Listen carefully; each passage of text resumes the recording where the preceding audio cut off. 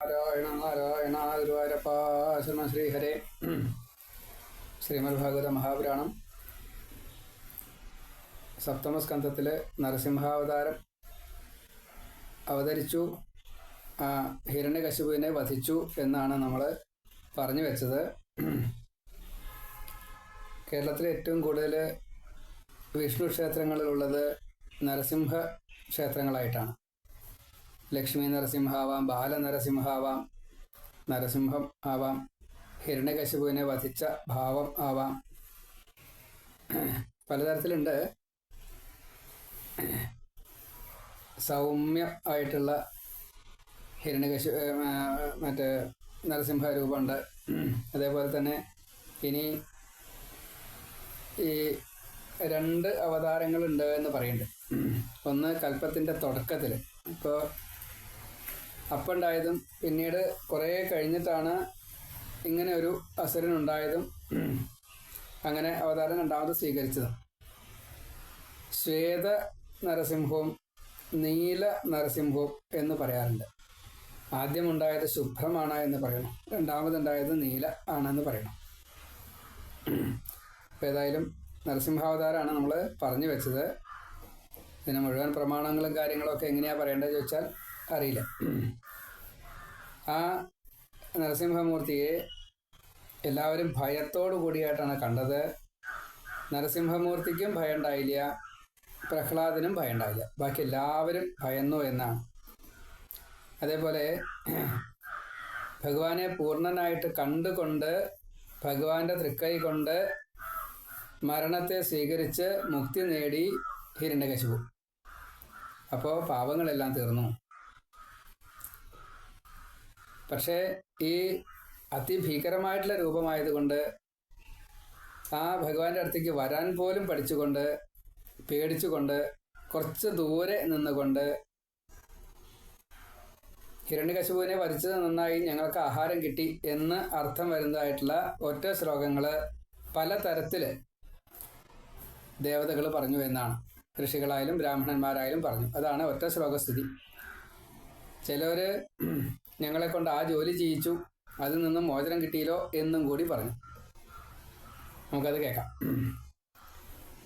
ഒടുക്കം ഹിരണ്യകശിപുവിൻ്റെ പുത്രനായിട്ടുള്ള പ്രഹ്ലാദനെ കൊണ്ട് തന്നെ ബ്രഹ്മാവ് സ്തുതിപ്പിച്ച് ശാന്തനാക്കി എന്ന്. അതാണ് ബ്രഹ്മാവ് സ്തുതിക്കുകയാണ്. അനന്തശക്തനായിട്ടുള്ള ഭഗവാനെ, അത്ഭുത പരാക്രമിയായിട്ടുള്ള ഭഗവാനെ, നിർമ്മലമായിട്ടുള്ള ലീലകൾ ചെയ്യുന്നതായിട്ടുള്ള സൃഷ്ടിയാദികൾ ചെയ്യുന്നതായിട്ടുള്ള ഭഗവാനെ, നിർവികാരനായിട്ടുള്ള ഭഗവാനെ, അങ്ങേക്ക് നമസ്കാരം. മഹാദേവൻ സ്തുതിച്ചത് പ്രളയം വരുന്ന സമയത്ത് മാത്രമാണ് കോപിക്കാറുള്ളൂ ഭഗവാൻ.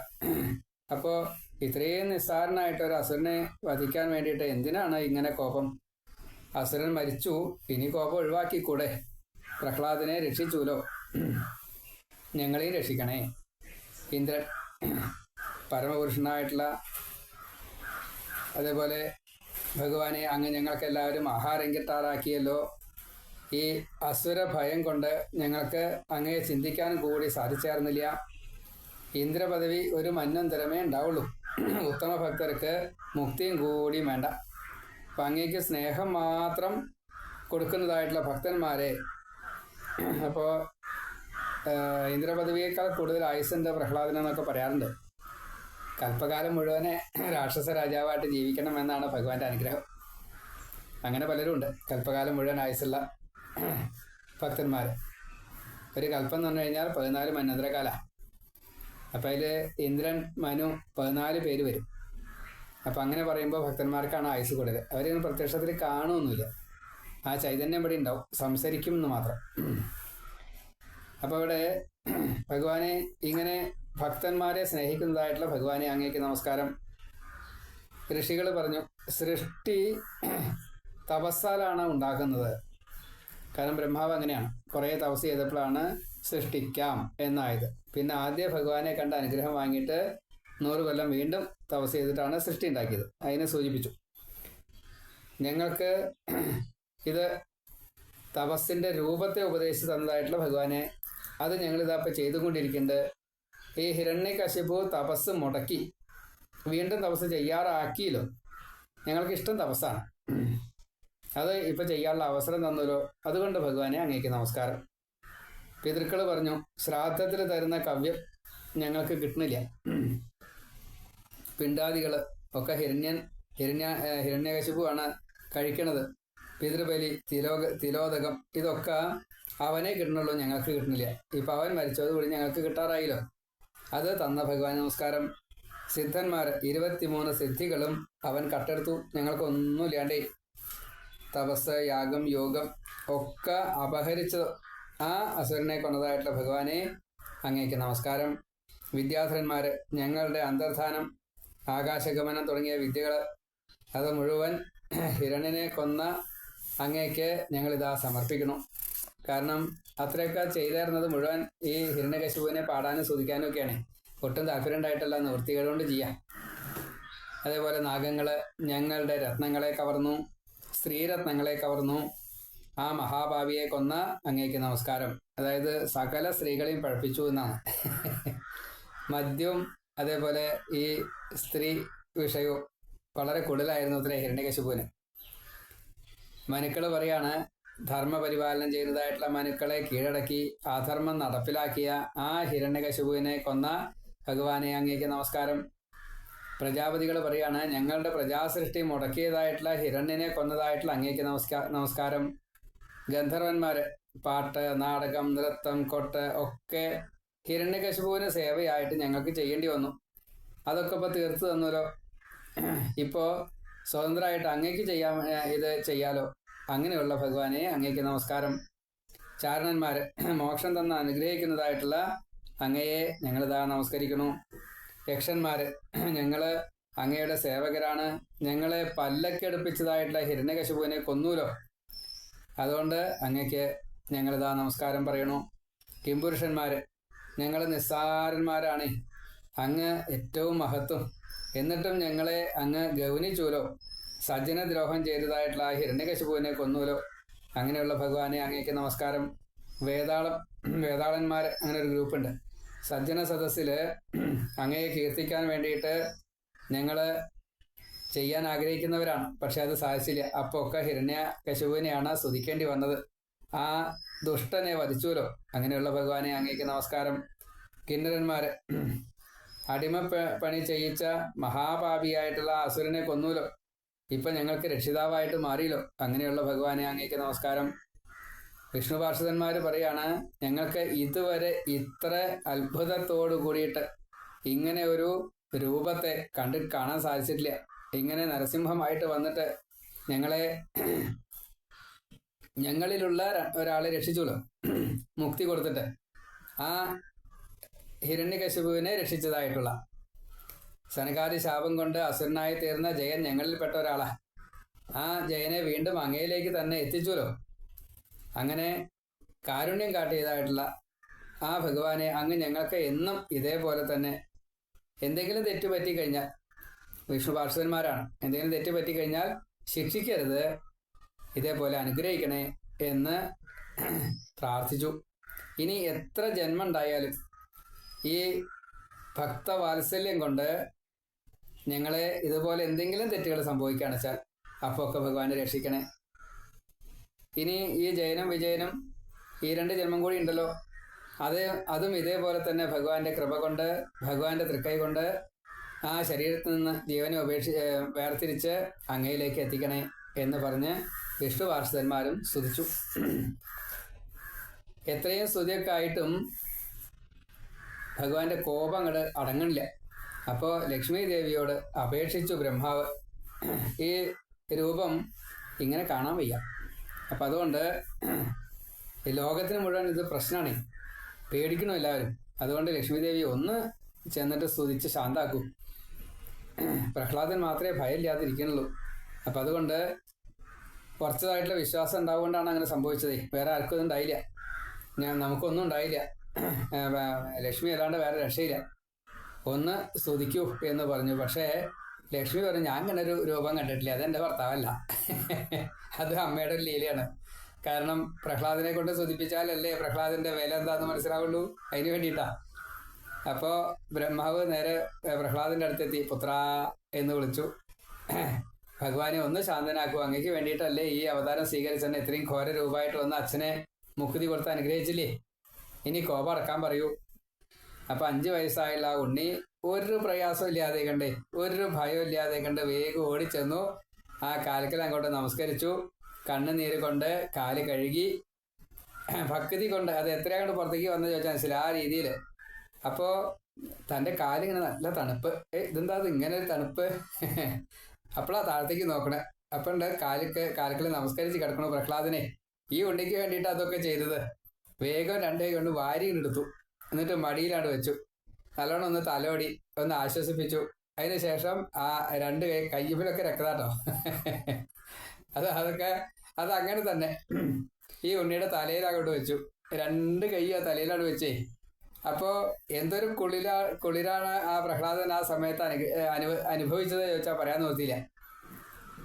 അത്യധികം സന്തോഷത്തോടു കൂടിയിട്ട് ഭഗവാൻ അനുഗ്രഹിക്കുന്നു, കൃപയോട് കൂടിയിട്ട് അനുഗ്രഹിക്കുന്നു. അതീവ ബഹുമാനത്തോടു കൂടിയിട്ട്, ഭക്തിയോട് കൂടിയിട്ട്, സന്തോഷത്തോടു കൂടിയിട്ട് പ്രഹ്ലാദൻ ആ അനുഗ്രഹത്തെ സ്വീകരിക്കുന്നു. ആ സമയത്ത് ചെറിയൊരു ഗദ്ഗതം ഉണ്ടായി. കാരണം സകല ജ്ഞാനങ്ങളും ആ സമയത്ത് കിട്ടിയെന്ന. പാദപൂജ, പാദനമസ്കാരം, പാദപ്രക്ഷാളനം, ഭഗവാന്റെ തൃക്കയ്യ് ശിരസില്. അപ്പോൾ ആനന്ദ കണ്ണീര്. പ്രഹ്ലാദൻ പിന്നെ ബാക്കി ഒന്നും അറിഞ്ഞില്ല. ഭഗവാനെ താൻ എങ്ങനെയൊക്കെയാണോ ആശ്രയിക്കാറും അതൊക്കെ ഭഗവാന്റെ ലീലകളെ സ്മരിച്ചിട്ടാണല്ലോ, അതൊക്കെയാണ് പറഞ്ഞു. കൂട്ടത്തില് ഇനി കോപിക്കണ്ടെന്നും പറഞ്ഞു. ഞങ്ങൾക്ക് അതിനുള്ള അർഹത ഇല്ലല്ലോ, എന്നാലും ഞങ്ങളെ രക്ഷിക്കണ്ടല്ലോ എന്നെല്ലാം പറഞ്ഞുകൊണ്ട് ഈ ദേവന്മാര്, സാത്വികരായിട്ടുള്ള ദേവന്മാര്, എന്നേക്കാൾ ശ്രേഷ്ഠര്, അവരൊക്കെ ഭഗവാനെ സ്തുതിച്ചു. പിന്നെ എന്തേ ഭഗവാനെ ശാന്തനാവാത്തത്? അസുരനായിട്ട് ഞാൻ സ്തുതിച്ചു കഴിഞ്ഞാൽ അങ്ങ് എങ്ങനെയാ ശാന്തനാവുമോ? ധനം, കുലം, വിദ്യ, തേജസ്, ബുദ്ധി, അഹങ്കാരം ഉണ്ടാക്കാനുള്ള പല കാരണങ്ങളുണ്ടേ. അപ്പോൾ ഭഗവാന്റെ പ്രീതി കിട്ടില്ല. വെറും തിര്യക്കായിട്ടുള്ള ആ ഗജേന്ദ്രന്, ആനയ്ക്ക്, പ്രദ്യുമ്നായിട്ടുള്ള ആനയ്ക്ക് അങ്ങ് മുക്തി കൊടുത്തില്ലേ? അതേപോലെ ജടായുവിന് മുക്തി കൊടുത്തില്ലേ? ഇങ്ങനെയുള്ള ഭക്തന്മാരെ ഒന്നും നോക്കാതെ കണ്ട്, അതായത് അസുരനാണോ ദേവനാണോ മനുഷ്യനാണോ തിര്യക്കാണോ അതൊന്നും നോക്കാതെ കണ്ട് മുക്തി കൊടുക്കണം ഭഗവാൻ. ഇപ്പം എന്തിനാ ഇപ്പം ഇത്രയും കോപിക്കണത്? വിദ്യയുള്ള ബ്രാഹ്മണേക്കാൾ എത്രയോ കൂടുതലാണ് ഈ അഹങ്കാരം ഇല്ലാത്തതായിട്ടുള്ള ഭക്തനായിട്ടുള്ള. ഇനി ചണ്ടാളനായാലും വിരോധമില്ല, അങ്ങ് അനുഗ്രഹിക്കും, അവരുടെ കുലത്തെ രക്ഷിക്കും. അങ്ങ് പൂർണ്ണനാണ്, അങ്ങേക്കൊന്നും ആവശ്യമില്ല. എന്നാലും പൂജ സ്വീകരിച്ചുകൊണ്ട് ഭക്തന്മാരെ അനുഗ്രഹിക്കുന്നു. അതൊരു ലീലയല്ലേ? അവനവനെ അലങ്കരിച്ച് കണ്ണാടിയിൽ നോക്കുന്ന പോലെ ഈശ്വരന് സമർപ്പിക്കാൻ എല്ലാ അലങ്കാരങ്ങളും നമ്മൾ ഭഗവാന് വേണ്ടി കൊടുക്കുക. ഗംഭീരത കണ്ണാടിയിൽ കണ്ട് തന്നെ മനസ്സിലാക്കണം എന്നതാണ്. എന്താ അത്? നമ്മൾ നമ്മുടെ ശരീരത്തെ എത്രത്തോളം വലുതാക്കാൻ പറ്റുമോ, എത്രത്തോളം ആകർഷകാക്കാൻ പറ്റുമോ, എത്രത്തോളം സുന്ദരാക്കാൻ പറ്റുമോ, ഏത് ഭാവത്തിൽ വേണോ ആ ഭാവത്തിലാക്കുക. അതാണ് ഭഗവത് രൂപം. അപ്പോൾ ഇവിടെ എല്ലാവരും പേടിപ്പെടുത്തുന്നതായിട്ടുള്ള രൂപ നരസിംഹ രൂപമൊക്കെ ഉണ്ടാക്കി കഴിഞ്ഞാൽ ആ ദംഷ്ട്രീം, ചുവന്ന നാവും ചുവന്ന ഉണ്ട കണ്ണും ഒക്കെ ആയാൽ, അതുപോലെ നരസിംഹത്തിൻ്റെ തല, മുഖം, മനുഷ്യൻ്റെ ശരീരം ഇങ്ങനെയൊക്കെ ആയിട്ട് ചുവന്ന മാലയും ചുവന്ന ഏർപ്പാടുകളൊക്കെ ഉണ്ടായി കഴിഞ്ഞാൽ കുറച്ച് പേടിക്കും. അപ്പം അതുകൊണ്ട് അങ്ങനെയൊക്കെ ചെയ്ത് കഴിഞ്ഞാൽ അതും ഭഗവാൻ ഇഷ്ടമാണ്. എനിക്ക് ഒന്നും അറിയില്ല, ഒരു പരിഭ്രമവും ഇല്ല. ഈ പാപം കൊണ്ട് അസുരനായിട്ട് ജനിച്ചു. ഭഗവാനെ കീർത്തിച്ചിനി പാപം നശിപ്പിക്കണം, അതിന് ആഗ്രഹമുണ്ട്. അതിന് ഞാൻ എന്താ സ്തുതിക്കുകയാണ്. ഭഗവാനെ അങ്ങയെ ബ്രഹ്മാദികളൊക്കെ ഭയക്കണു. ഇവര് അങ്ങയുടെ ആജ്ഞാപാലകന്മാരാണ്, അങ്ങയെ എതിർക്കുന്നവരല്ല. പിന്നെ എന്തിനാ അവരെ ഇങ്ങനെ ശിക്ഷിക്കണത് ഈ കോപിച്ചും കൊണ്ട്? ത്രിലോകരക്ഷ അവതാര ലക്ഷ്യമാണ്, ഭയം തീർക്കാനാണ് ഈ രൂപം. അങ്ങയുടെ ഉദ്ദേശം നടന്നു, ഈ അസുരൻ മരിച്ചു. ഇനി കോപം അടക്കിക്കൂടെ? വല്ല പാമ്പോ തേളോ ഒക്കെ ചത്തു കഴിഞ്ഞാൽ ജനങ്ങൾ സന്തോഷിക്കുക ചെയ്യാം. അതേപോലെ ഉള്ളൂ ഇപ്പോൾ ഈ കാര്യം. അപ്പോൾ ദുഷ്ടത കഴിഞ്ഞു. എല്ലാവരെയും ദുഃഖിപ്പിച്ചതായിട്ടുള്ള അച്ഛൻ മരിച്ചത് ലോകഹിതത്തിന് വേണ്ടിയിട്ടാണല്ലോ. അതുകൊണ്ട് അങ്ങയെ എല്ലാവരും ഭജിക്കുകയല്ലേ ചെയ്യുക. അങ്ങയെ ജയിക്കാൻ ആർക്കെങ്കിലും കഴിയുമോ? എന്നിട്ടും ഈ ഭയങ്കര രൂപം എന്തുകൊണ്ടാണ് അങ്ങ് പിൻവലിക്കാത്തത്? വലിയ വാളായിട്ടുള്ള നാവ്, സൂര്യന്മാരായിട്ടുള്ള കണ്ണുകള്, വളഞ്ഞ പുരികം, അതേപോലെ കുടലൊക്കെ അച്ഛൻ്റെ കുടൽമാലയാണല്ലോ ഈ മാലയാക്കിയിടുന്നത്. അതേപോലെ ദേഹത്ത് മുഴുവൻ ചോരയാണ്, ഉറക്കെയുള്ള അട്ടഹാസങ്ങൾ, നഖത്തിൻ്റെ ഒരു തീക്ഷ്ണത, ഒരു തീവ്രത, അതൊക്കെ ചുവന്നിരിക്കണു. ഇതൊന്നും എന്നെ ഭയപ്പെടുത്തുന്നില്ല കേട്ടോ. പക്ഷേ ഭഗവാനെ, എനിക്ക് ഒരു കാര്യം പറയാണ്ട്. ഈ ദുഃഖപൂർണമായിട്ടുള്ള സംസാരം ഉണ്ടല്ലോ, വീണ്ടും വീണ്ടും ജനിക്കുക മരിക്കുക, അതൊന്നും ഇല്ലാണ്ടാക്കി തരണം. അതല്ലാതെ കണ്ട് ഇതൊക്കെ അങ്ങയുടെ ലീലയാണ്, ഇതിനൊന്നും പേടിക്കേണ്ട കാര്യമില്ല. ഭഗവാൻ ഏത് രൂപത്തിൽ വന്നാലും എനിക്ക് ഭഗവാൻ തന്നെയാണ്. അതിൽ യാതൊരു സാത്വിക ഭാവത്തിന് ഒരു വ്യത്യാസവും ഞാൻ കാണുന്നില്ല. അപ്പോൾ ഭഗവാന് മോക്ഷം തരുന്നതായിട്ടുള്ള ഭഗവാന് പ്രിയമില്ല അപ്രിയമില്ല. അതുകൊണ്ട് ഈ പരിഹാരം പോലും ചില സമയങ്ങളിൽ ദുഃഖം ഉണ്ടാക്കുക ചെയ്യുക. അങ്ങയുടെ ദാസ്യം തന്ന് ഞങ്ങളെ അനുഗ്രഹിക്കണേ. ദാസ്യഭക്തി, ഭക്തന്മാരിൽ ഏറ്റവും നല്ല ഭക്തൻ പ്രഹ്ലാദനാണ്. അപ്പൊ അങ്ങനെയുള്ള അങ്ങയുടെ ഈ ലീല ബ്രഹ്മസദസ്സിലും കൂടി കീർത്തിക്കുകയാണ്. അവിടെ കുറച്ചുകൂടി വ്യത്യാസമുണ്ട്. പ്രഹ്ലാദനെ അനുഗ്രഹിച്ചതായിട്ടുള്ള നരസിംഹമൂർത്തിയുടെ ലീല എന്നും ബ്രഹ്മസദസ്സിൽ കീർത്തിക്കപ്പെടുന്നു എന്നാണ്. അപ്പോൾ പ്രഹ്ലാദ പിള്ളേ ഉണ്ടായിട്ടുള്ളൂ, അപ്പോൾ ഇതിൻ്റെ മുന്നേ ഉണ്ടായിട്ടുണ്ട്. അതുകൊണ്ടാണല്ലോ അത് സംഭവിച്ചുകൊണ്ടിരിക്കുന്നത്.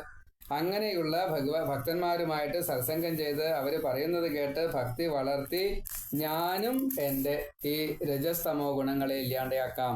അതിന് ഭഗവാൻ എന്നെ അനുഗ്രഹിക്കണേ. കുട്ടികൾക്ക് അച്ഛനമ്മമാരാണ്, രോഗിക്ക് ഔഷധാണ്, മുങ്ങുന്നവന് തോണിയാണ്. എല്ലാ അർത്ഥത്തിലും ഭഗവാനാണ് പരമരക്ഷ. ഇതൊക്കെ ഭഗവാൻ രക്ഷിച്ചു വച്ചാൽ ഉപയോഗപ്പെടും, അല്ലെങ്കിലോ മരിച്ചു പോവുകയുള്ളൂ.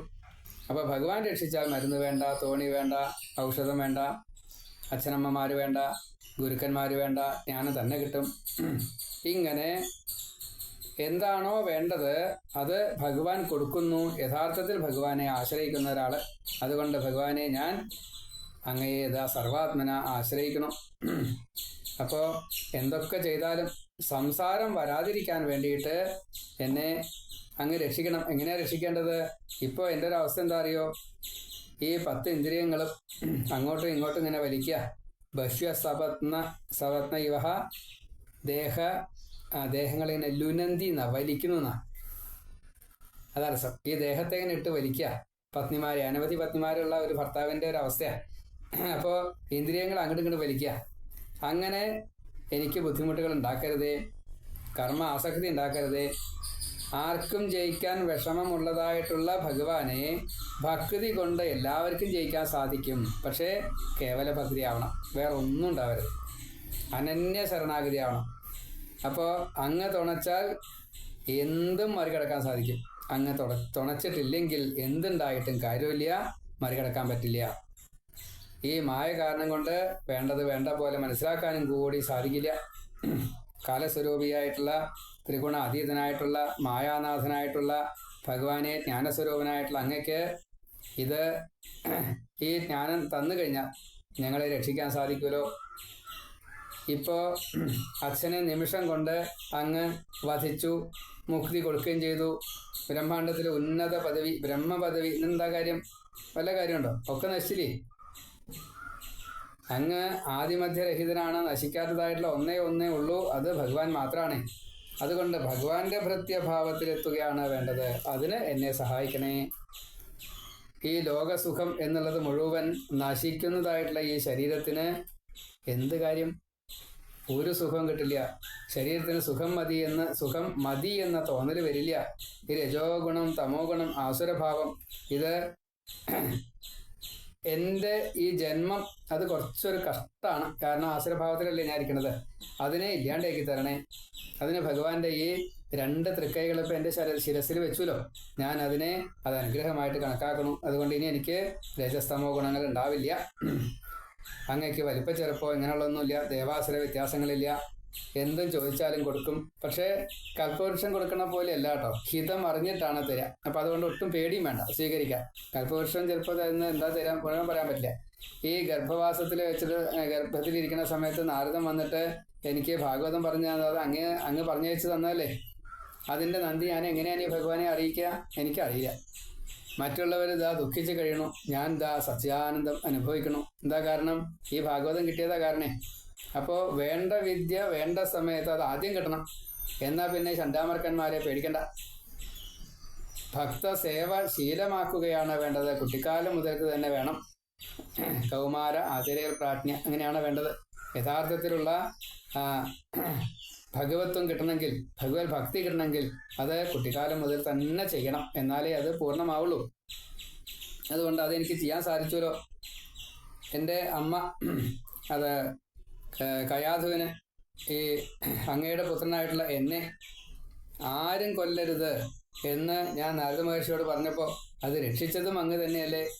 ഈ അസുരന്മാർ മുഴുവൻ എന്നെ വധിക്കാൻ വേണ്ടി നോക്കി, അപ്പോൾ ഒക്കെ രക്ഷിച്ചത് അങ്ങല്ലേ? അപ്പോൾ ഭഗവാൻ രക്ഷിക്കുന്ന ഒരാൾക്ക് വേറെ ഒരു രക്ഷിതൻ്റെ ആവശ്യമില്ല, ഒരു രക്ഷകന്റെ ആവശ്യമില്ല. അപ്പോൾ പ്രപഞ്ചം തന്നെ അങ്ങാണ്. അതിൽ വരുന്ന ഓരോരുത്തർക്കും ഈ ഭഗവാൻ രക്ഷിതാവ് തന്നെയാണ്. അപ്പോൾ ത്രിഗുണങ്ങൾ അവിടെ ബാധിക്കില്ല. അതേപോലെ നിർമ്മല ചിത്തനാക്കി തീർക്കാൻ സാധിക്കും ഭാഗവത ശ്രവണം കൊണ്ട്. മായയെ മറികടക്കാൻ സാധിക്കും, അതും ഭഗവാന്റെ ഈ അനുഗ്രഹം തന്നെയാണ്. അങ്ങല്ലാതെ കണ്ട് എന്താ ഉള്ളത്?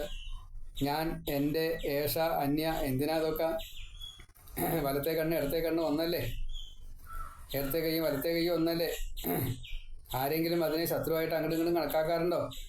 അപ്പം അതുകൊണ്ട് അങ്ങയെ ആശ്രയിക്കുക മാത്രമേ വേണ്ടൂ. ബാക്കിയുള്ള കാര്യങ്ങളൊക്കെ അങ്ങ് ചെയ്തു തരും. ചെറിയ വിത്തിൽ നിന്ന് വലിയ മരം ഉണ്ടാവണ പോലെ അങ്ങനെ നിന്നാണ് ഈ പ്രപഞ്ചം മുഴുവൻ ഉണ്ടാവണത്. പിന്നെ ആ വിത്ത് കാണുമോ? പിന്നെ പ്രപഞ്ചം മാത്രമേ കാണുള്ളൂ. എന്ന കൂട്ടത്തിൽ ഭഗവാനെ കാണുന്നില്ല, പക്ഷേ ഈ പ്രപഞ്ചം ഇങ്ങനെ നിൽക്കണുണ്ട്. അതേപോലെ നാഭിയിലെ താമരയിലെ ബ്രഹ്മാവ്, ആ ബ്രഹ്മാവിന് ആദ്യം ഭഗവാനെ കാണുന്നൊരു മോഹം ഉണ്ടായി, അന്വേഷിച്ചു, കണ്ടില്ല. പിന്നെ ഭഗവാന്റെ കൃപ കൊണ്ട് തപസ്സൊക്കെ ചെയ്ത് 1000 കൊല്ലം കഴിഞ്ഞപ്പോൾ വൈകുണ്ഠം കാണിച്ചു കൊടുത്തു, ഭഗവാനെയും കാണിച്ചു കൊടുത്തു, വിരാട്ടിനെ കാണിച്ചു കൊടുത്തു. ആ സഹസ്രപുരുഷൻ ഈ ബ്രഹ്മാവ് അത് സ്വീകരിച്ചുകൊണ്ട് അതേ പ്രകാരത്തിൽ സൃഷ്ടിയും ചെയ്തു. ഇങ്ങനെ എല്ലാ അസുരന്മാരും, മധുകൈടവന്മാര് വേദം കട്ടപ്പോൾ ഹയഗ്രീവനായിട്ട് വന്നിട്ട് അവരെ കൊന്ന ബ്രഹ്മാവിന് നൽകി വേദത്തെ തിരിച്ചു കൊടുത്തു.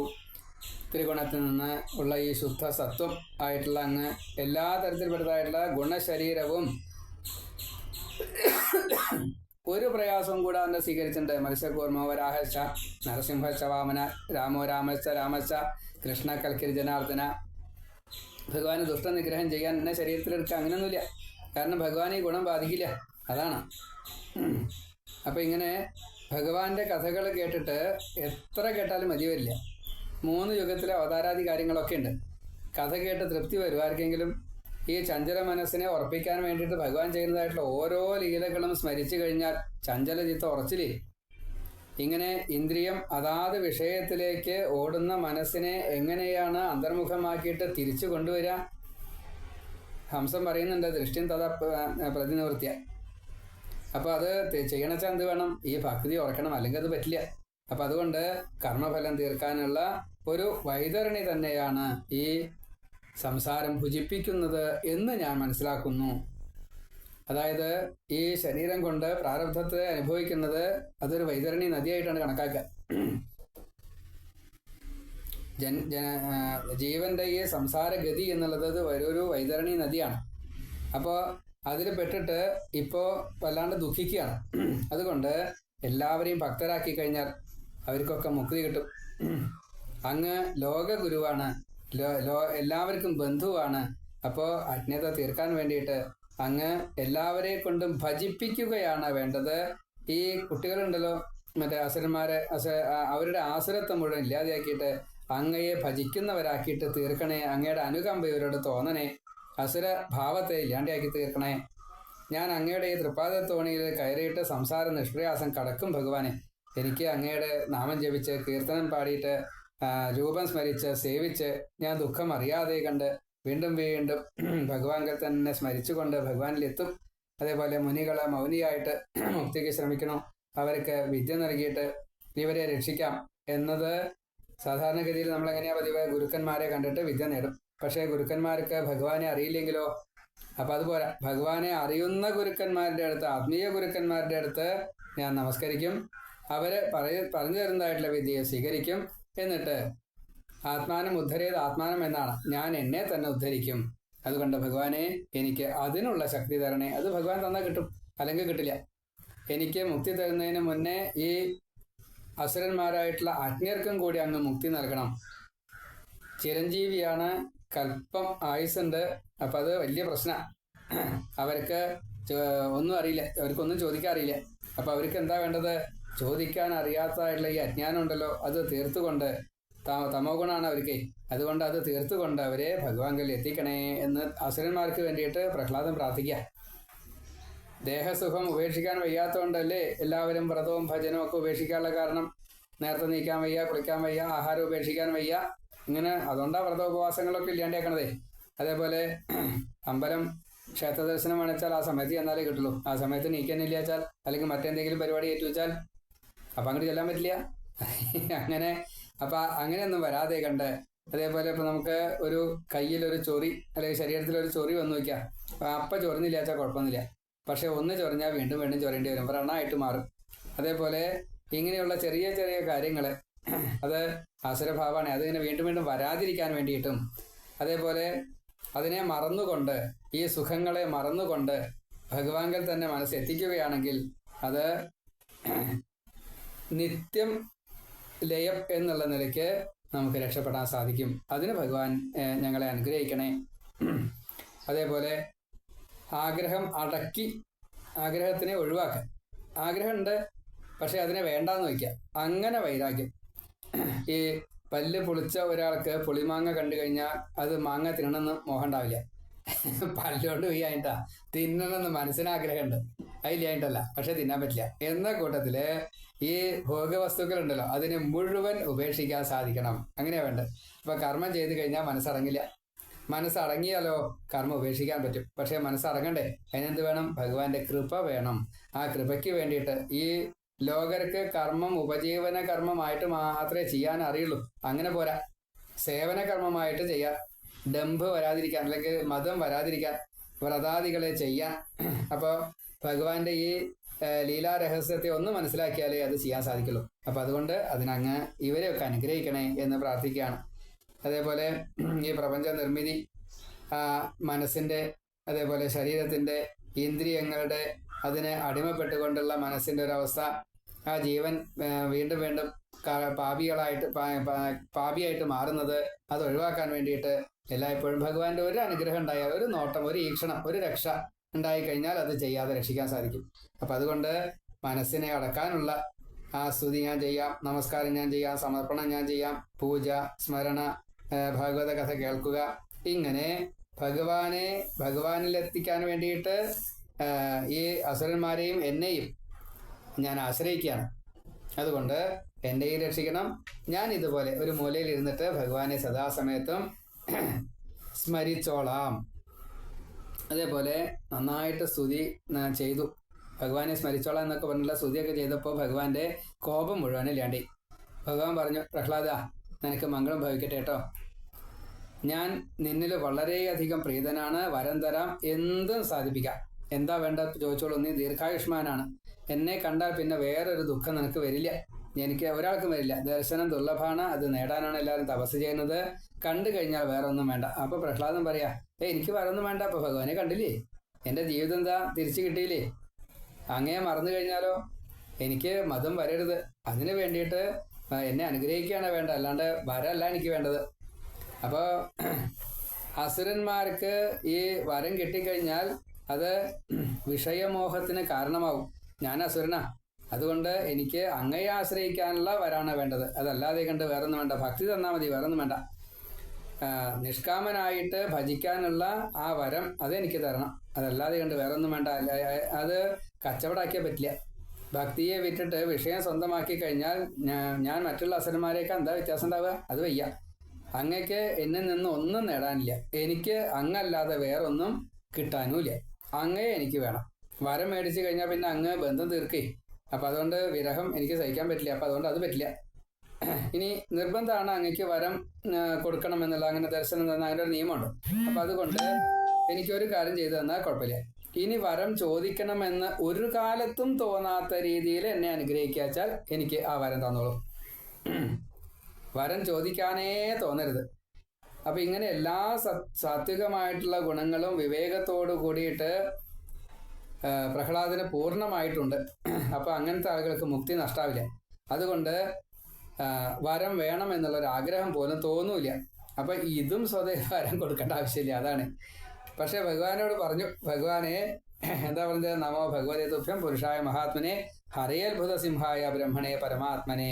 എന്താണ്? ഉത്തമ പുരുഷ അത്ഭുത സിംഹമേ ശ്രീനരസിംഹ പരമാത്മാ ബ്രഹ്മമേ ഏകാന്തഭക്തനാം നിഷ്കാമൻ എന്നുടെ ആത്മാവാം നാരായണനായി നമിപ്പു ഞാൻ. ശ്രീധരമംഗലം വാഴും ഹരേ ജയ. ലക്ഷ്മീ നരസിംഹ മൂർത്തേ നമോ നമ. സർവഭയം തീർത്ത് രക്ഷിക്കണേ പ്രഭോ, എന്നെയും ഭക്തനായി കാക്കണേ മുക്തിദ. നല്ലോണം സ്തുതിച്ചുട്ടോ പ്രഹ്ലാദൻ എന്ന ഭക്തൻ. ഭഗവാൻ പറഞ്ഞു, പ്രഹ്ലാദ, നിന്നെ പോലെ ഏകാന്ത ഭക്തന്മാര് ഒന്നും ആഗ്രഹിക്കില്ല എന്ന് എനിക്കറിയാം. നീ ഒരു മന്നന്തരം മുഴുവൻ അസുര ചക്രവർത്തിയായിട്ട് വാണോളൂ. കൽപ്പകാലം മുഴുവൻ ആയുസുണ്ടെന്നാ പറയാറ്. എന്തെങ്കിലും ആവട്ടെ. ബലി ഇന്ദ്രപദവിയിലാണ് ഇരിക്കുന്നത്. അത് പേരക്കുട്ടനാ. അപ്പോൾ പ്രഹ്ലാദന് അത് കഴിഞ്ഞിട്ട് പിന്നെയും കുറെ ആയുസുണ്ട്. എൻ്റെ കഥ കേട്ട് എല്ലാവരിലും എന്നെ കണ്ട് കർമ്മവാസന തീർത്ത് സുഖം എത്രത്തോളം എന്നില്ല, പുണ്യം ഇങ്ങനെ ക്ഷയിപ്പിച്ചോളും. കാരണം പുണ്യം അത്യധികം പുണ്യമുണ്ട്. അതുകൊണ്ട് പുണ്യം ക്ഷയിപ്പിച്ചോളും. ദുഃഖം കൊണ്ട് പാപത്തെ തീർത്തോളും. പുണ്യം കൊണ്ട് പാപവാസനയെ നശിപ്പിച്ചോളും. പ്രഹ്ലാദന് സ്വന്തം ഈ സുഖത്തിൽ യാതൊരു താല്പര്യമില്ല എന്ന് അറിഞ്ഞിട്ടും ഭഗവാൻ ഇങ്ങനെയാണ് അനുഗ്രഹിച്ചത്.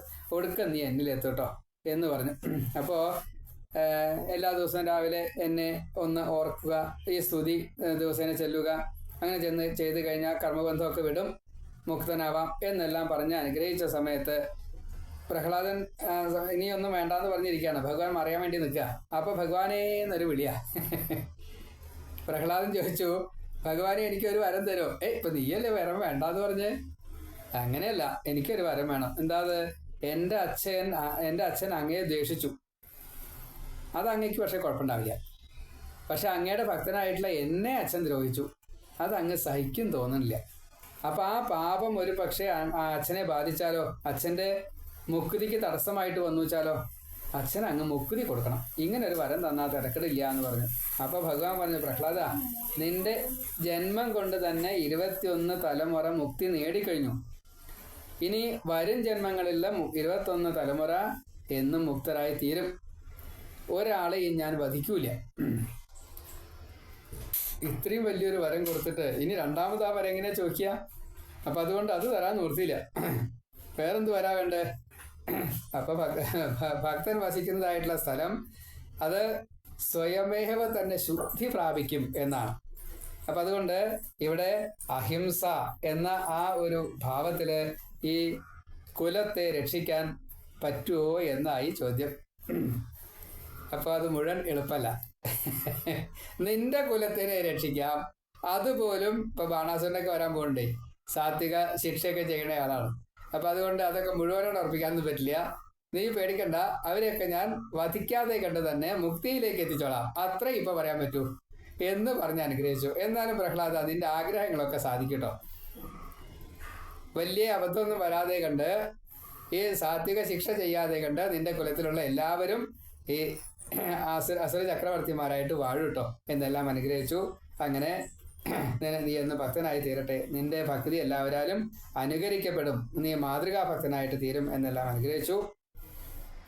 അങ്ങനെ അച്ഛൻ എന്നെ കണ്ടു, തൊട്ടു, മുഴുവൻ പാപവും തീർന്നു, നശിച്ചു, മുക്തനായി സംസ്കാരാദികളൊക്കെ ചെയ്യണം. ഭഗവാൻ പറയാണ്, ഹിരണ്യകശിപു പരമശുദ്ധനായിരിക്കുന്നു. അതുകൊണ്ട് ഔർധ്വ ദൈഹിക കർമ്മങ്ങളൊക്കെ ചെയ്യണം. അച്ഛൻ ഭാഗ്യവാനാണ്. കാരണം എന്നെ പോലെ ഒരാൾക്ക് ആ അച്ഛൻ്റെ പിണ്ടം വയ്ക്കാൻ സാധിച്ചല്ലോ. അങ്ങനെ ഒരു പുത്രനെ ആ അച്ഛനെ കിട്ടിയില്ലേ. അപ്പം അത് എൻ്റെ അനുഗ്രഹമാണ്, അച്ഛൻ്റെ ഭാഗ്യമാണ്. അത് അതീവ പുണ്യം തന്നെയാണ്. ശിഷ്ടകാലം ഈ അസുരന്മാരിലെ രാക്ഷസന്മാരിലെ പ്രഥമ സ്ഥാനം വഹിച്ചുകൊണ്ട് അസുര ചക്രവർത്തിയായിട്ട് എല്ലാവർക്കും മാതൃകയായിട്ട് വസിച്ചോളൂ കേട്ടോ. ഇങ്ങനെയെല്ലാം പറഞ്ഞു. പ്രഹ്ലാദൻ ആ സംസ്കാരാദികളൊക്കെ ചെയ്തു. പ്രസന്നനായിട്ട് ഭഗവാനെ കണ്ട് ബ്രഹ്മാദികളെല്ലാം വീണ്ടും സ്തുതിച്ചു. എല്ലാം നിയന്ത്രിക്കുന്നതായിട്ട് ഭഗവാനെ, രക്ഷക ആദ്യനായിട്ടുള്ള ഭഗവാനെ, ബ്രഹ്മാവസ്ഥയിലുള്ള ഭഗവാനെ, 3 ലോകവും ദ്രോഹിച്ചതായിട്ടുള്ള ഹിരണ്യകശിപുവിന് മുക്തി കൊടുത്തുല്ലോ. സർവരക്ഷണായിട്ടുള്ള ഭഗവാനെ, അങ്ങേക്ക് നമസ്കാരം. എൻ്റെ സൃഷ്ടിയിൽപ്പെട്ട ആരും കൊല്ലരുത് എന്നുള്ള വരം അത് ഞാൻ കൊടുത്തതുകൊണ്ടാണല്ലോ അങ്ങേക്ക് ഇങ്ങനെ ഒരു ഭാവത്തിൽ ഈ മധ്യമത്തനായിട്ടുള്ള ബുദ്ധി നശിച്ചതായിട്ടുള്ള വേദവിധി നശിപ്പിച്ചതായിട്ടുള്ള ഭക്തപ്രഹ്ലാദനെ ഉപദ്രവിച്ചതായിട്ടുള്ള ഇങ്ങനെ ഒരു അസുരനെ വധിക്കാൻ വേണ്ടിയിട്ട് ഇങ്ങനെ ഒരു രൂപത്തിൽ അങ്ങ് വന്നത്. അപ്പം അത് ഞാൻ വരം കൊടുത്തതാണ് അതിൻ്റെ കുഴപ്പം, അല്ലാണ്ട് അങ്ങയുടെ കുഴപ്പമില്ല. അപ്പം അതുകൊണ്ട് അങ്ങനെയുള്ള ഭഗവാനെ, നരസിംഹമൂർത്തിയെ അങ്ങേ ധ്യാനിക്കുന്ന എല്ലാവർക്കും എല്ലാ ഭയങ്ങളും തീർത്തു കൊടുക്കണേ. അപ്പോൾ സർവഭയധ്വംസനം എന്ന വരം ബ്രഹ്മാവാണ് വാങ്ങിയത്. ആ നരസിംഹമൂർത്തി ആരാണോ ഭജിക്കുന്നത് അവർക്ക് ഭയം ഇല്ലാണ്ടാവും എന്നുള്ളത് ബ്രഹ്മാവിന് ഭഗവാൻ വരം കൊടുക്കുകയും ചെയ്തു. അപ്പോൾ ഇന്ന് നമുക്കത് അനുഭവം. അപ്പോൾ അതുകൊണ്ടാണ് കേരളത്തിൽ ഇത്രയും കൂടുതൽ നരസിംഹമൂർത്തി ക്ഷേത്രം ഉള്ളത്. അപ്പോൾ അതുകൊണ്ട് ബ്രഹ്മാവെ, അസുരർക്ക് ഇങ്ങനെയുള്ള വരങ്ങളൊന്നും കൊടുക്കരുത് കേട്ടോ എന്നൊക്കെ പറഞ്ഞുകൊണ്ട് ഭഗവാൻ അവിടെ നിന്ന് മറയുകയും ചെയ്തു, തിരോധാനം ചെയ്തു. പ്രഹ്ലാദൻ ബ്രഹ്മാവിനെ, മഹാദേവനെ, പ്രജാപതികളെ, ദേവന്മാരെ, ഋഷികളെ, മുനികളെ എല്ലാവരെയും പ്രത്യേകം നമസ്കരിച്ചു. പിന്നെ എല്ലാവരും കൂടിയിട്ട് ഈ ശുക്രമഹർഷിയുടെ നേതൃത്വത്തിൽ ആചാര്യസ്ഥാനത്ത് ഇരുന്നു കൊണ്ട് പ്രഹ്ലാദനെ ചക്രവർത്തിയാക്കി എല്ലാവരും അനുഗ്രഹിച്ച് യാത്രയായി. അപ്പോൾ നാരദൻ കഥ ഇങ്ങനെ പറഞ്ഞുകൊണ്ടിരിക്കുക കേട്ടോ. വിഷ്ണുപാർഷിതരായിട്ട് ജയവിജയന്മാർ, ഹിരണ്യകശിപു, ഹിരണ്യാക്ഷൻ അത് ഭഗവാനിൽ ലയിച്ചു. അതിനുശേഷം രാവണകുംഭർണന്മാരായിട്ട് ഇവർ വീണ്ടും ജനിച്ചു. ശ്രീരാമനാൽ വധിക്കപ്പെട്ടുകൊണ്ട് ഭഗവാനിൽ ലയിച്ചു. പിന്നെ ശിശുപാലദന്തഭക്തന്മാരായിട്ട് ജനിച്ച് ശ്രീകൃഷ്ണനാൽ വധം ചെയ്തുകൊണ്ട് ഭഗവാനിൽ ലയിക്കുകയും ചെയ്യും. അപ്പോൾ ഇങ്ങനെ 3 ജന്മം കൊണ്ട് അവർ മുക്തി നേടും. ഭക്തി, ജ്ഞാന, വൈരാഗ്യം, ഭഗവാന്റെ വാസ്തവ സ്വരൂപം ഒക്കെ പറഞ്ഞ് നാരദൻ ആ സമയത്ത് യുധിഷ്ഠിരനെ സമാധാനിപ്പിക്കുകയാണ്. ഭാഗവത ധർമ്മം പറഞ്ഞു തരണം മുഴുവൻ പറഞ്ഞു കൊടുത്തു. അതുപോലെ ഈ കഥ ശ്രദ്ധിച്ചു കഴിഞ്ഞാൽ കർമ്മബന്ധം തീരും. നരസിംഹമൂർത്തിയായിട്ടുള്ള പ്രഹ്ലാദനാൽ ഭജിക്കപ്പെടുന്നതായിട്ടുള്ള നരസിംഹമൂർത്തിയെ ആരാണോ ഭജിക്കുന്നത് അവർക്ക് മുക്തി കിട്ടും, ഭയം തീരും. ഇങ്ങനെ നാരദൻ കഥ പറഞ്ഞ് നിർത്തുകയാണ്. അപ്പോൾ യുധിഷ്ഠിര, നിങ്ങൾ പരമഭാഗ്യവാന്മാരാണ്. പാണ്ഡവന്മാരെല്ലാവരും പരമഭാഗ്യവാന്മാരാണ്. എന്താ കാരണം? ഈ ഋഷികൾ മുഴുവന് കൃഷ്ണനെ കാണാൻ ഇവിടെ വരണു, കൃഷ്ണനിൽ നിന്നുള്ള വരത്തെ വാങ്ങണു, നിങ്ങളെ ശുദ്ധമാക്കി തീർക്കണു, നിങ്ങളെ മഹാത്മാക്കളായിട്ട് എല്ലാവരോടും പറയണു, നിങ്ങൾക്ക് യശസ് വാരിക്കോരി തരണു, സുലഭമായിട്ടുള്ള ഭഗവാന്റെ അനുഗ്രഹത്തെ മുഴുവൻ നിങ്ങൾക്ക് തരണു, ഭഗവാൻ ഗൃഹത്തിൽ വസിക്കുക. എത്ര വലിയ ഭാഗ്യം അത്! തപസ്സാൽ കിട്ടാത്തതാണേ. ശ്രീകൃഷ്ണൻ പരബ്രഹ്മമാണ്. നിങ്ങൾ സുഹൃത്തായിട്ടും ബന്ധുവായിട്ടും ദൂതനായിട്ടും സാരഥിയായിട്ടും ഒക്കെ പല രീതിയിൽ കാണുകയാണ്. ഇതൊക്കെ ശരിക്കും ഭഗവാൻ സഹിക്കുന്നത് എന്തുദ്ദേശാ ചോദിച്ചാൽ മുഴുവൻ നിശ്ചയില്ല. പക്ഷെ നിങ്ങൾ അങ്ങനെ കണക്കാക്കരുത് കേട്ടോ. ഈ അഗ്രാസന പൂജ സ്വീകരിച്ച അതേ ഭഗവാൻ തന്നെയാണ് ഈ നിങ്ങൾക്ക് വേണ്ടിയിട്ട് ഈ സേവനങ്ങളൊക്കെ ചെയ്യണതേ. അപ്പോൾ വേറെ ആരും ഇത്രയും യോഗ്യരില്ല. ഇത് നൽകാൻ നിങ്ങൾക്ക് മാത്രമേ ഭാഗ്യം കിട്ടിയിട്ടുള്ളൂ. ഇത് ഭഗവാനാൽ തരപ്പെട്ടതാണ്. ബ്രഹ്മാദികൾക്കും ശ്രീകൃഷ്ണനെ അറിയില്ല കേട്ടോ. ആ മൗനം കൊണ്ട് വാക്കിനെ അടക്കൂ, ഭക്തി കൊണ്ട് മനസ്സിനെ അടക്കൂ, ഈ ശാന്തഭാവത്തെ കൊണ്ട് ബുദ്ധിയെ വികസിപ്പിച്ചെടുക്കൂ. അങ്ങനെ ഭഗവാനിൽ മനസ്സ് എത്തിക്കുക, ശ്രീകൃഷ്ണ ഭഗവാന്റെ പ്രീതി നേടുക, എന്നിൽ ഭഗവാനെ കാണുക, ഭഗവാനിൽ എന്നെയും കാണുക. ഈ രൂപത്തിൽ ഭഗവാനെ ഭജിക്കണം കേട്ടോ എന്നെല്ലാം പറഞ്ഞു. അപ്പോൾ ത്രിപുരാന്തകന്റെ കഥ പറയാണ്. ഒരിക്കൽ മയാസുരൻ ശിവന്റെ കീർത്തി നശിപ്പിച്ചു. വിഷ്ണു ശിവന് ഈ കീർത്തി നേടിക്കൊടുത്തു. എന്നാൽ ആ കഥ എന്ന് പറയണേന്ന് പറഞ്ഞപ്പോൾ ദേവന്മാരെ അസുരന്മാരെ തോൽപ്പിച്ചു.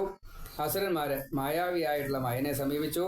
അപ്പോൾ മയൻ 3 പുരങ്ങൾ നിർമ്മിച്ചു കൊടുത്തു എന്നാണ്. അത് താരകാസുര മക്കളായിട്ടുള്ള വിദ്യന്മാരി, താരകാക്ഷൻ, കമലാക്ഷൻ ഇവര് ഈ നേതാക്കന്മാരായിട്ട് സ്വർണം കൊണ്ട് ഒരു പുരം, വെള്ളി കൊണ്ട് ഒരു പുരം, ഇരുമ്പ് കൊണ്ട് ഒരു പുരം, അതിങ്ങനെ കാമക വിമാനം പോലെയാണ്, എവിടേക്ക് വണച്ചാൽ പോവും. അങ്ങനെയാണ്. അങ്ങനെ ത്രിപുരന്മാരായിട്ട് ഇങ്ങനെ എല്ലാ ദിക്കിലും അവർക്കൊരു വരം വാങ്ങി. അവർ ശിവഭക്തന്മാരാണ്. എന്താ വരം എന്നല്ലേ? 12 കൊല്ലം കൂടുമ്പോൾ ഇവർ നേർരേഖയിൽ വന്ന ഒറ്റ അമ്പ് കൊണ്ട് മഹാദേവൻ തന്നെ വധിക്കണം എന്നാ, അല്ലെങ്കിൽ വധിക്കാൻ പറ്റില്ല. അങ്ങനെയുള്ള വരത്തോട് കൂടിയിട്ട് അതിഗർഭിതരായിട്ട് എല്ലാ ശക്തികളോടും കൂടിയിട്ട് ശിവഭക്തന്മാരായിട്ട് എല്ലാവരെയും ദ്രോഹിച്ചുകൊണ്ട് മനോവേഗ സഞ്ചാരത്തിൽ ഈ ത്രിപുരങ്ങളെ ഇരുന്നു കൊണ്ട് എല്ലാവരെയും ദ്രോഹിക്കുക. അപ്പം എല്ലാവർക്കും വലിയ വിഷമായി. ഇതെങ്ങനെയാണ് പരിഹരിക്കേണ്ടത് ഒന്നും അറിയില്ല. അപ്പോൾ ഇതിലാണ് കയറും. എന്നിട്ട് ദേവലോകോ മർത്യലോകോ ഏതാ വേണ്ട വെച്ചാൽ എവിടെ ഇവരെ എത്തിച്ചാൽ അവിടെ സാത്വികത മുഴുവൻ നശിപ്പിക്കും. അങ്ങനെയാണ്. തോറ്റു എല്ലാവരും. അപ്പോൾ എല്ലാവരും ശിവനെ സമീപിച്ചു. ശിവന് മാത്രമേ പറ്റൂ എന്ന് മനസ്സിലായി. മഹാവിഷ്ണു തൊട്ടുള്ള എല്ലാവരും ശിവന്റെ ഈ യുദ്ധത്തിന് വേണ്ടതായിട്ടുള്ള സാമഗ്രികളൊക്കെ കൊടുത്തു. രഥായാലും വേണ്ടില്ല, മറ്റേ അസ്ത്രങ്ങളായാലും വേണ്ടില്ല, അങ്ങനെ സകലതും കൊടുത്തു. കുതിരകൾ, അങ്ങനെ പലതും വേണമല്ലോ. അതേപോലെ എല്ലാ തേജസ്സുകളും ഈ പ്രത്യേകമായിട്ടുള്ള അസ്ത്രത്തിൽ കൊടുത്തു. അങ്ങനെ 3 പേരും ഒരേ നേർരേഖയിൽ വന്നു. ശിവൻ തൻ്റെ ഈ അസ്ത്രത്തെ കൊണ്ട് സകല അസുരന്മാരെയും ഈ ത്രിപുരന്മാരെയും വധിച്ചു. അത് കഴിഞ്ഞ് സ്വസ്ഥമായിട്ട് കൈലാസത്തിലേക്ക് പോയ സമയത്താണ് മയൻ അവിടെ ഒരു മറ്റേ കിണറിൽ മൃതസഞ്ജീവനി ജലമുണ്ട്. ആ ജലത്തിൽ മുക്കി അസുരന്മാരെയൊക്കെ ജീവിപ്പിച്ചു. അപ്പോൾ വീണ്ടും പഴയ പോലെ ഒരു വ്യത്യാസമില്ല, എല്ലാവരും ദ്രോഹിക്കാൻ തുടങ്ങി. മഹാദേവൻ വീണ്ടും ഈ വിവരം കേട്ട് പിന്നെന്താ വേണ്ടത് എന്നായി. അപ്പോൾ എല്ലാ ദേവന്മാരും കൂടിയിട്ട് ആലോചിച്ചു, നമുക്കൊരു തവണയും കൂടിയും അത് ചെയ്യാം എന്ന് പ്രകാരം പറഞ്ഞു. ഇപ്പോൾ ഇതിൻ്റെ കാരണം എന്താണെന്ന് മനസ്സിലായി. വിഷ്ണുവും ബ്രഹ്മാവും കൂടിയിട്ട് വിഷ്ണു പശു രൂപം ധരിച്ചു, ബ്രഹ്മാവ് പശു കുട്ടിയുടെ രൂപം ധരിച്ചു. കാളക്കൊട്ടനായിട്ട് അവിടെ ചെന്ന് ഈ ഉദ്യാനത്ത് കടന്നു. ഈ മൃതസഞ്ജീവനി ജലം കണ്ട ആ കിണറിൻ്റെ അടുത്തെത്തി. അത് സാരില്ല എന്ന് ഇവർ അസുരന്മാർ വിചാരിച്ചു. പക്ഷേ ഇവരൊരൊറ്റ വലിക്ക് അത് മുഴുവൻ കുടിച്ചു. അവിടുന്ന് മറഞ്ഞു. അപ്പോഴാണ് മൃതസഞ്ജീവനി ജലമില്ല. അപ്പം എന്താ ചെയ്യുക? വീണ്ടും അതേപോലെ തന്നെ യുദ്ധരംഗങ്ങളും സജ്ജീകരണങ്ങളും ഒക്കെ വന്നു. ആ അസ്ത്രത്തിലേക്ക് വിഷ്ണു തേജസ് തൊട്ടുള്ള എല്ലാ തേജസ്സുകളും ദേവീദേവന്മാരുടെയും അതേപോലെ ബ്രാഹ്മണരുടെ അനുഗ്രഹം തൊട്ട് സകലതുണ്ട്. രഥമൊക്കെ പ്രത്യേകമാണ്. അനവധി അധ്യായങ്ങളെ കൊണ്ടാണ് കേട്ടോ ഈ രംഗം ശിവപുരാണത്തിൽ പറഞ്ഞിരിക്കുന്നത്. ഏതായാലും വിഷ്ണുവിൻ്റെ അനുഗ്രഹം കൊണ്ട് മഹാദേവൻ ഈ വീണ്ടും നേർരേഖയിൽ വന്നതായിട്ടുള്ള ഈ താമരാക്ഷൻ്റെ കമലാക്ഷൻ്റെ വിദ്യുന്മാലിയുടെ 3 പുരങ്ങളും താരകാസുരൻ്റെ മക്കളാണ് ഒരുമിച്ച് അങ്ങോട്ട് നശിപ്പിച്ചു. എല്ലാ അസുരന്മാരും വധിക്കപ്പെട്ടു. അതേപോലെ ഈ ത്രിപുരന്മാരും വധിച്ചു. അതോടുകൂടിയിട്ട് ത്രിപുരാന്തകൻ എന്ന പേര് മഹാദേവന് കിട്ടി. ഇങ്ങനെ മഹാദേവനെ സംബന്ധിച്ച് മഹാവിഷ്ണുവിൻ്റെ അനുഗ്രഹം പ്രാപിക്കുക എന്നത് വെറുതെ ഒന്ന് സ്മരിക്കുക അത്രേ വേണ്ടൂ. ശിവനും വിഷ്ണുവും തുല്യമാണ് കേട്ടോ. അങ്ങനെ ഋഷികള് എല്ലാ അർത്ഥത്തിലും ഭഗവാനെ ബ്രഹ്മമായി കണ്ടുകൊണ്ട്, മഹാദേവനെ ബ്രഹ്മമായിട്ട് കണ്ടുകൊണ്ട് സ്തുതിക്കുകയും ചെയ്തു. ഇങ്ങനെ ലോകം ശുദ്ധമാക്കുക എന്ന ആ പ്രവൃത്തി ഭഗവാനും മഹാദേവനായാലും ലക്ഷ്മി ആയാലും ചെയ്തുകൊണ്ടേയിരുന്നു എന്നെല്ലാം വളരെ സാത്വിക ഭാവത്തിൽ നാരദൻ ഈ പാണ്ഡവന്മാർക്ക്, യുധിഷ്ഠിരൻ തൊട്ടുള്ള പാണ്ഡവന്മാർക്ക് നന്നായിട്ട് തന്നെ കഥയെ പറഞ്ഞു കൊടുത്തു എന്ന് പറഞ്ഞ് ആ 10ാമത്തെ അധ്യായം അവിടെ അവസാനിച്ചു. ഇനി 7ാം സ്കന്ധത്തിലെ 11ാമത്തെ അധ്യായം മുതൽ വർണ്ണാശ്രമധർമ്മങ്ങളെ നാരദൻ യുധിഷ്ഠിരന് പറഞ്ഞു കൊടുക്കുന്നതാണ്. അത് നമുക്ക് അടുത്ത ഭാഗത്ത് കേൾക്കാം. സർവത്ര ഗോവിന്ദ നാമ സങ്കീർത്തനം. ഗോവിന്ദ ഗോവിന്ദ നാരായണ നാരായണ നാരായണ.